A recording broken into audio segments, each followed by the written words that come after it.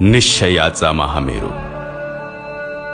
बहुत जनासी आधारू, अखंड स्थितीचा निर्धारू, श्रीमंत योगी.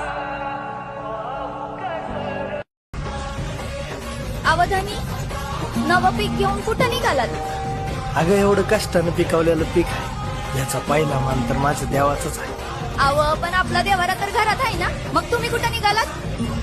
अगं देवारा घरात आहे, पण आपला देव तर गाडावर आहे ना.